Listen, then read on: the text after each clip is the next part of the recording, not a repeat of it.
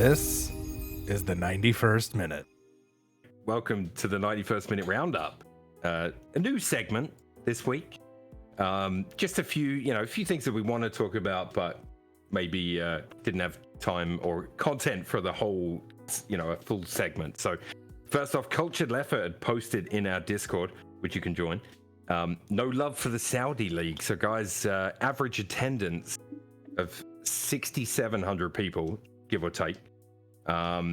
More people, Culture said, were inside Old Trafford for game one of the Premier League season than all of the Saudi games combined. So is it, as Cartwheel called it, the sport of their people? What do you think? No. No. Culture says no. It's the whole point of, well, not the whole point of buying these players was to get fans, right? We know that's not the case. There's going to be television marketing that I didn't have the stats for the TV and things, but the fact that Wrexham pulled a bigger fan base at the stadium than the average Saudi attendance in stadiums for the first week of the season was ridiculous, in my opinion, when they've gone and spent all of that money. Do you think that's the Ryan Reynolds factor, though? Like, there isn't really a Saudi Arabian Ryan Reynolds. No, but I think it's Wrexham. It's still Wrexham. It's still like 7,000 people, and that's bigger than the average attendance when Saudi have got Ronaldo, Mane. Who else have they? They're all dead to me now anyway. But all those players. It's like, it's sort of like, it's not what's the point, because we've talked around why Saudi are doing it, but it's either they're not making it. It's still now not viable for the average person to go and see it, which is what we touched on. You guys touched on last week, right? With the average cost of football, it seems like in Saudi it might be too expensive. But if you're not drawing in local fans to watch the game, then what is it all about? And it's got to be trying to get the World Cup bid in 2042. And that's all I don't know. So, you guys might have a different take on it, but I thought that was outstanding. Those stats just blew my mind. That more people went to go and see Man United v Wolves than the whole of the first weekend of Saudi Arabia. I think it's just a glass half full, glass half empty. I choose to look at things glass half full. Unfortunately, we don't have the TV numbers, and we just went through a COVID period, which showed us that we don't need fans in the stadium for a league to generate hype and generate viewership and whatnot. I'm not gonna say the small stats I looked up was on UEFA or FIFA has like a ELO, or a certain sports tracking website has an ELO, which is basically the strength of the league. It comes in at 36th in the world. The MLS is at 29th. Premier League is at 1st. It's in quality top to bottom. It's still not there. Obviously, it has a less star power.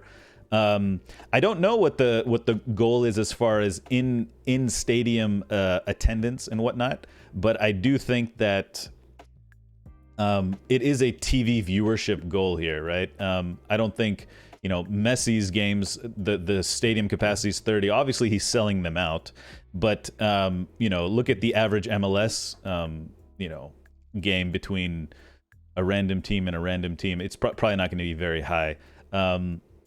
So you're trying to compare it to the Premier League and a 70,000 seat stadium where football has been developed there since 18 something, over 100 years, over 120 years.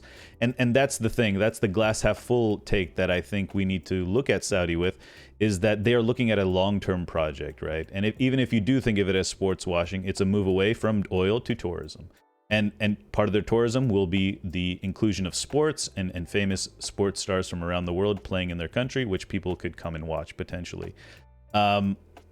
But I don't know if judging it just based on in-person attendance is a good barometer as far as they just want the World Cup.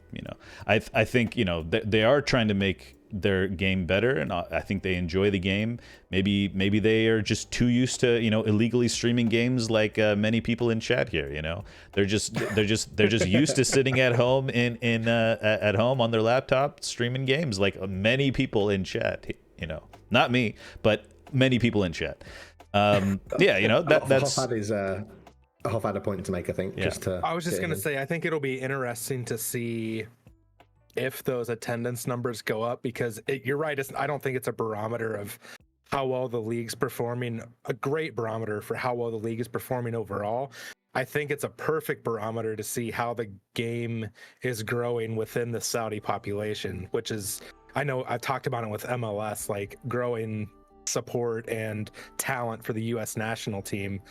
If the Saudi league is growing, like with academies, just growing talent, popularity within the Saudi national team, that's where I would equate the importance of the attendance, like getting families, kids to the games and seeing these stars, and eventually Saudi homegrown stars. Yeah, So for sure. my next follow-up just on this point while we're talking about it, obviously the money is a big factor for footballers that go. Are there footballers that might not go because of a lack of atmosphere? I mean, you've got 20,000 seater stadiums pulling 1,000 fans. Or do you think the money I still hate to talks say too it, much? but I don't think that's factoring into their decision to go there Yeah. at all right now. I think it's purely how many zeros are at the end of my paycheck. Yeah, fair enough. I think that's where it is. I mean, yeah, no, I mean, you all make good points on it. I mean, look, it's something we'll keep an eye on. We'll move on because we're gonna call this a roundup. We got to get through a few topics, but like we will keep an eye on this because it is of interest to us and everyone else. So yeah, we'll definitely keep an eye on it. Next up, I got Reece James injured again. We probably could have touched upon it in the Chelsea chat we just had, but that was kind of for the live show. So probably out for 6 weeks at least. Hamstring injury, and then Chelsea go and lose to West Ham, as we discussed. Have do you you think seen a about video Reece? of him and Harry Kane doing yoga in England kits on England camp? So there was this whole I was researching this topic, and there was this whole thing about how Reece James does not take yoga seriously, and that is why he's getting injured, because Reece James has this physique that's very much like almost like an American football player. He's very much a straight line player, almost like speed, sprints, and power, right? And his whole thesis in the article was that he needs to work on his flexibility, his joints, movements, and things like that, because apparently all of his injuries have been centered around this type of thing. It's an interesting idea. Maybe it's not pure genetics. Maybe it's something he's not doing in preparation for matches in his body. Yeah, a bad week for the family, really, because didn't his sister get sent off in the World Cup semi-final as well?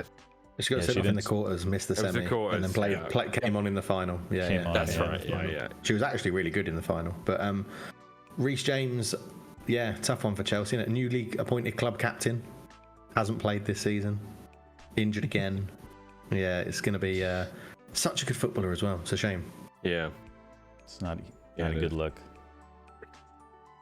Yeah. Half you got any comments on Reece James? You're good. I think it was a couple years ago, I mentioned that he was going to be the reason that Trent didn't get more caps for England, and talent wise, I stand behind that, but the dude just can't stay on the field. Like, there's a saying that availability is the best ability, and he's just not available, and it's unfortunate because he's super talented. Darren Anderton syndrome, we call that, Hoff. Yep. I've got a little list of players who were kind of stunted by injury. I've got Anderson, the Brazilian, for United. Okay. Jack Wilshere is on there, in my surely. Yeah. Jack Wilshere, Santi Cazorla's on there as well. Oh, okay. Alexandre Pato, he had a Boo couple. Diaby. Yeah. I'd put him on there. Ledley King, Phil Jones. Yeah. Phil Jones. Yeah, Phil Jones, definitely. Yeah, big one. Jamie I- Redknapp should be on there. I read a short article about Michael Owen. He had some muscle and joint injuries, and then he used to be an explosive player, and then he had to switch to more of a conservative play style, which I thought was interesting. It was that he had a really bad injury though. he was never the same player after that. The knee was- against Sweden. It was after France '98 because he was so good in that tournament, burst onto the Yeah. scene, and it was the next season, right? The 98-99 season, I think, when he He got a hamstring injury, didn't he? That stopped really his bad. sprinting. Yeah, he was And then he running did full his- sprint and pulled up. Yeah. You know, classic. And then he did his Yeah. knee against Sweden, which was horrible. Yeah. Like popped his whole knee. Ugh. But yeah, Another think knee he lost- injured. Yeah. Sorry, go ahead, I Miles. think he lost that explosiveness with the hamstring, and then the knee was another one on top. yeah. And you got to think psychologically as well. You're not gonna go in. You're gonna be a little fearful of your body failing you, as well. So you're gonna change your play style maybe. I Um, hope that now, yeah. with the way medical things are now, you would hope that it's less. You know what I mean? You'd hope that happens less now. Yeah. It mean- will always happen, I'm sure. But We've had a weird little spike in ACL or MCL injuries lately, which is kind of funny that we're Yeah. talking about it. But somebody was linking that to preseason tours in America. Did you see that? I didn't see that. No. I mean, this could be a future topic, guys, because Yeah, I think it should be. playing on those bouncy, bloody rubber turfs, which I hate, by the way. I'm doing coaching again this winter, and we play some games on a real grass field. It's a terrible field, but it's real grass, and it's out the back of a school, so the kids are going to play there, right? And then all the other games are on they're rubber AstroTurf, and I can't. They're terrible for your muscle. Yeah. Yeah. The flying can't help either, right? Having a game, 1 day's rest, fly somewhere, that's not going to be good for your muscles Yeah. after all the that's energy you've interesting. exerted. So, yeah. Also, phenomenal Ronaldo with big knee problems as well. Well documented. But yeah. Long list of players. Coutinho apparently. Yeah. We just mentioned him as well. Next up, we got Lucas Paqueta again. We should mention this. He played in the 3-1 win over Chelsea, despite strong interest from Man City. The move to Man City broken down or on hold due to allegations of breaking betting rules. West Ham have been granted an appeal of this investigation or allegation, but no date has been set yet for the interview. And I personally suspect West Ham will do everything they can to drag that out past the transfer deadline so that he is a West Ham player till at least January. I'd love to get your guys' take. And also, I'm not sure of the exact allegations, so if any of you know that, please let us know, because I'm not. Yeah, 100% sure. there's suspicion of betting patterns back in Brazil and Yeah. betting on yellow cards, apparently. Those are the suspicions. Like his So- own yellow cards. I don't for know. him to get There booked. was, yeah, I don't for know. one of the games in Brazil, basically there was a huge spike for him to get booked in something like the 20th to the 30th minute, and he got booked in the 24th minute. It was and it was sort of one of those that there was just a huge amount, an inordinate amount of money bet on that to happen in that game. And then it happened. So that's what springed the investigation. And apparently there's a few more that have come out of it. But The old yeah, it's sus interesting. alarm was going on. And Yeah, funny enough, exactly, the apparently, according to reports, Betway was the betting company that reported this activity, which is West Ham's The sponsor. sponsor. Yeah, Yep. Wow. Yeah. That is crazy. that is pretty funny. Blimmin' hell. I agree with you though, Milo. I think they'll drag it out until the transfer window closes, and he's so crucial to how they play. Right, he's such a good Yeah. footballer. What He's- if- Hoff, do you they've think got to you have should be able to bet as a player, not maybe on yourself, but do you think Right. as a player or a player's family, do you think you should be able to bet?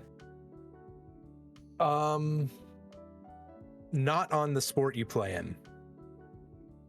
So if he wanted to Agreed. place a bet on a rugby match, cricket, ice hockey, Olympics, whatever, go for it. You bet on a football match? Nope.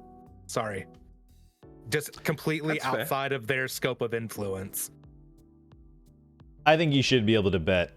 I think you should be able to bet only on overs. Okay. Like personal overs. Okay. With goals, with assists, with your team winning, things that are only in your favor, you should be able to bet on. But if you make a bet that says I will score under 2 goals or under 2.5 goals, or my team will win by half a goal or something, then it's off. Then you're suspended for life.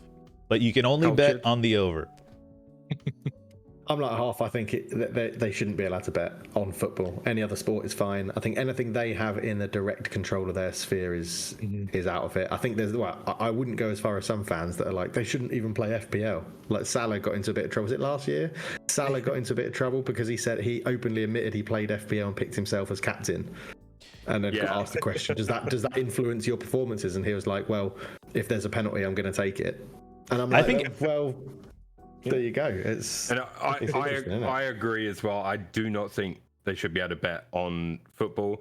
How do you police it though? Because again, you could phone a friend and the friend places the bet for you. I'm sure, how deep is the investigation go?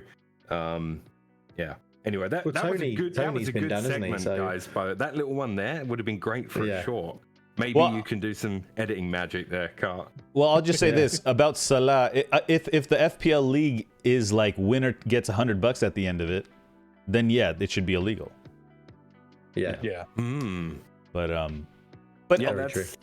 Yeah, and that involves other players as well. That involves other players. So in my theory or my my formula for betting, that would not be allowed because he could be playing with Trent and maybe Trent could have gotten an assist if he passed more to him or something, But no, if he just has him on his team and triple captains himself every time and doesn't have any of his week's opponents in the, you know what I mean? Like FPL wouldn't work if it's for money.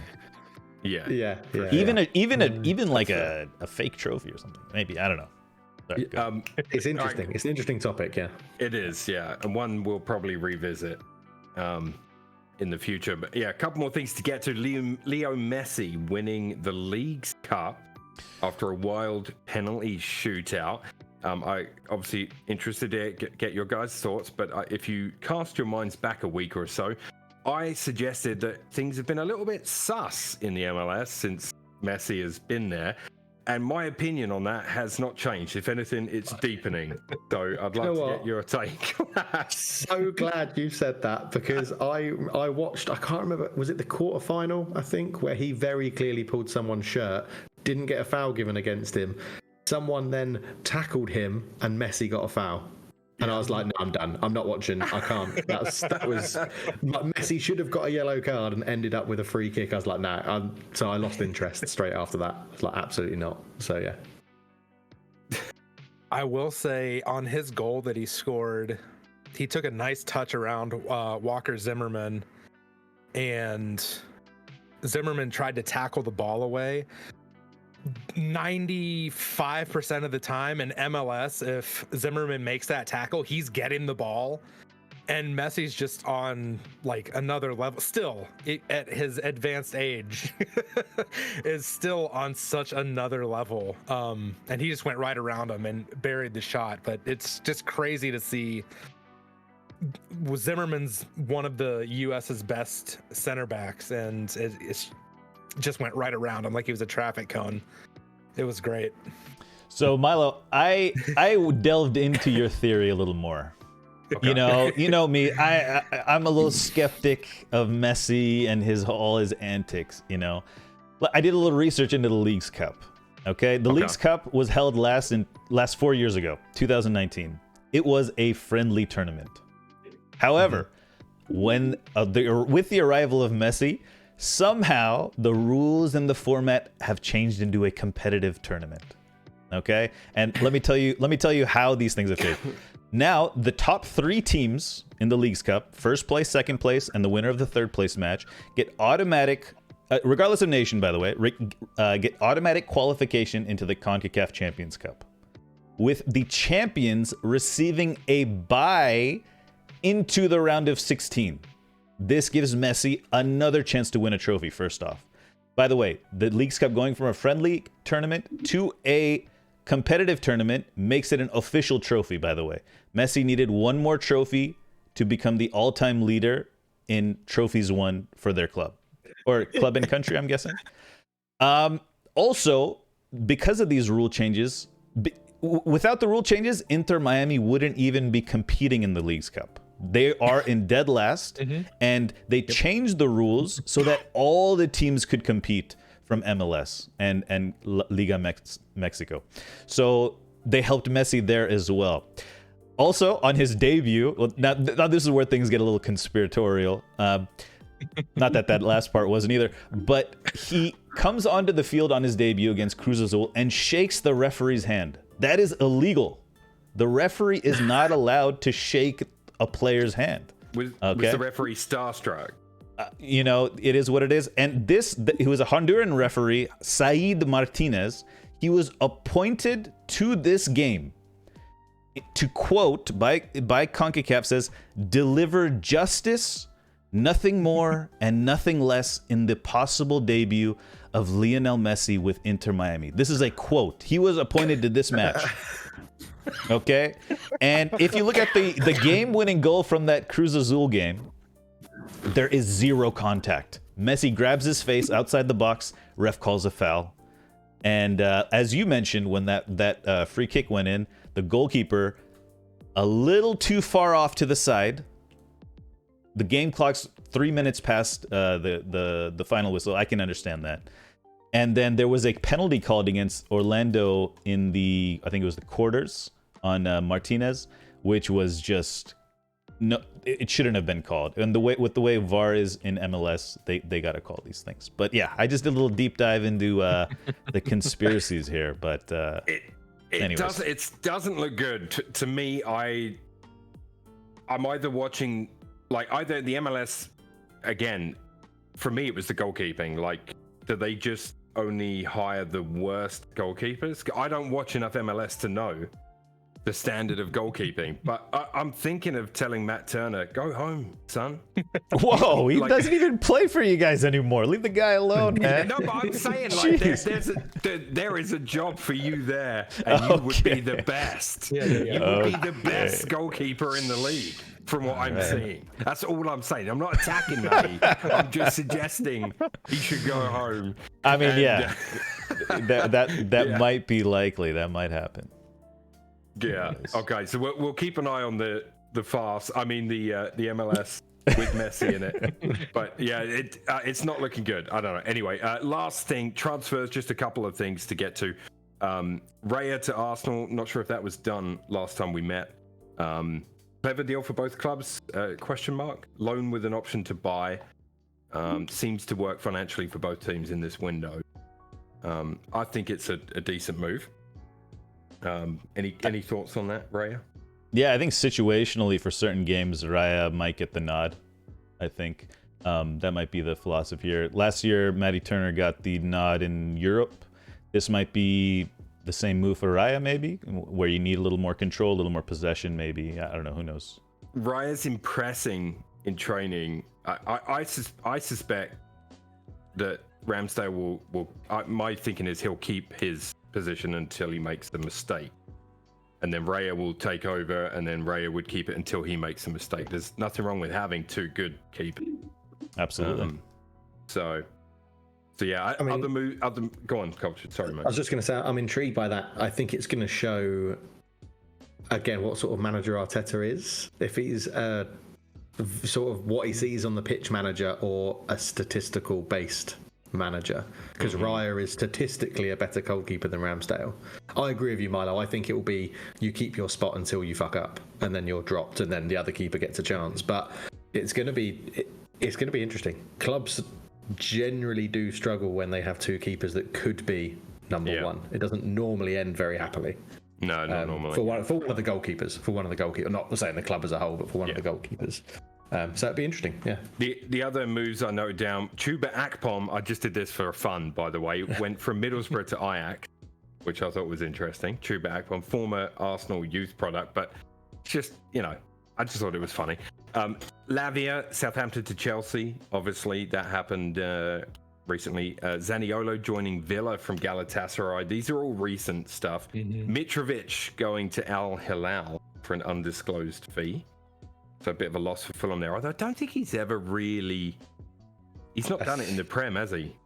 He did last season. He had a really good season last season. Yeah, so he wasn't bad, yeah. It's just that downgrade, right? They've got rid of him and brought in Raul Jimenez, who's not looked the same since his head injury. It's a big drop, I think, and losing Mitrovic. So it'll be is it still Carlos Vinicius they've got there as their sort of other striker? I believe so. He used to. Yeah, again, he's never looked that good, so it'll be interesting. Yeah, the physicality and of Mitrovic yeah. is so important to Fulham's build-up Yeah. and pressing and whatnot. So we'll see. Yeah, and then the last one I had just for fun was Santi Cazorla joining Real Oviedo as a free agent. I love that he's still playing. What a great little magician. And he's apparently on a very low wage, is my understanding. Minimum, I as well. believe. Minimum wage. Maybe this is some, passive aggressiveness towards the Saudi. He's like, look, I'm psychoanalyzing again, but I don't know. He's showing the people. Yeah. That's it. So I've That's got- your. Go on. One more transfer, which is obviously no one will really pay attention to it, but the first transfer over £10 million or euros or dollars maybe between two Saudi Arabian clubs happened. And I only found out, and I had to Google it because of Hoff set up in the Discord the finalised transfer thing. And I was like, wow, that's a big fee for a Saudi Arabian inter-club transfer when you think what they've been doing. It stinks of dodginess. He's not that Money good if you look laundering at of his some stats, kind. so- Absolutely. Just right away to this idea that everything is just cooked over there, man. Come on, guys. Straight to it. Straight Come to it. I've got to go on. straight in there. So got to go straight in there. Yeah. 10 It's how I million. feel. Look, I agree that 10 million is now. We've moved. That would have been many years ago. That would have been a household name for 10 million, right? Mm-hmm. Now I agree. 10 million is going to be quite low down the totem pole of things. But I suggest we should probably investigate. Exactly. Right, so We just- should. Doing a Jesus. bit of investigation, right? So Hassan Tambakati has moved from Al Shabab FC in the Saudian Pro League to Al Hilal SFC in the Saudian Pro League for 11.5 million euros. Transfer Market, which is generally pretty good at estimating value of players, says his estimated value after 20 caps for the Saudi Arabian national team is 2 million euros. Oh, that's fine then. Oh, it's fine. Yeah. 9.5 Like million. United never overpaid for a player before. He was on a Unbelievable. 6-year deal or something. I don't know. How old is he?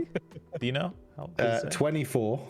Yeah. that's He's 24. Okay. So he's the Saudi Arabian Mudrick. Yeah, potentially. Yeah. Yeah. Anyways.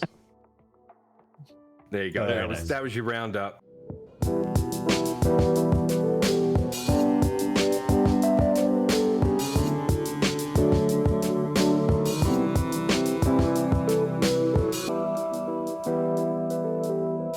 Subscribe to the 91st Minute here on YouTube and use the links in the description to follow us on all social media platforms.